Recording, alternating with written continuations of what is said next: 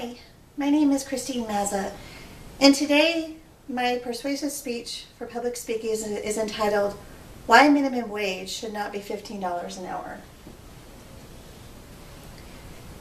Everyone needs to work. We all need to make ends meet, but there is a big debate in America today on whether to raise minimum wage to $15 an hour.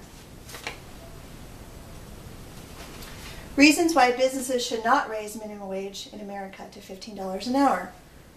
Well, small businesses will close. If businesses do not close, they will raise their prices. Hours will be cut, living expenses will increase, and in the end, most people will lose their jobs. McDonald's restaurants are 90% independently owned. If raising the minimum wage to $15 an hour, 3/4 of their profits will be spent on wages. Forbes magazine says, if the wages change, you will see a lot more self-serving kiosks, fewer job opportunities. The youth employment will be higher because there will be less people being hired and fewer job opportunities. Lenny Rosenberg, he's the owner of Lenny's Deli in West Hollywood, California. He worked at Junior's Deli in West Hollywood for over 60 years. Well, the restaurant itself has been in business for over 60 years. And when they closed, Lenny purchased it, and he renamed it Lenny's Deli. He says by 2020, Los Angeles County will be raising their minimum wage each year until it reaches $15 an hour. It will be raised a certain amount until 2020. And then it will be for sure at $15 an hour. This makes Lenny livid because he has to raise his prices 15 to 20%. Lenny states that before minimum wage would be raised 5 to 10 cents at a time. Now it's $1 to $2 at a time.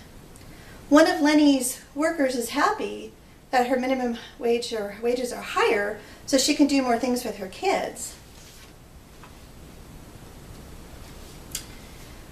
But Lenny says that minimum wages is an entry-level employee, not a means to support a family. Lenny states that if you have an entry-level job and is making $15 an hour, within a year you will have no job in the future with that same company. The U.S. Department of Labor says that if you do raise the minimum wage, it will reduce turnovers and it can also create more competition. People will not go to college. Why go if you can get a good job right away without getting a degree or working your way to a better position? Now, if minimum wage is not raised, the cost of living will not increase. Businesses will stay open, more people will be hired, more opportunities, more hours will be scheduled. If cost of living increases, it will cause chaos and will have a snowball effect. Companies will raise prices to offset costs and will reduce profits. Raising the minimum wage will hinder the middle class. Andy Putzner, CEO of CKC Restaurants from 2000 to 2017 says, progressive politicians love to talk about raising the minimum wage. It makes them sound caring, compassionate, concerned, standing on the side of workers against the greedy employers. Calling $15 an hour is more than double from $7.25.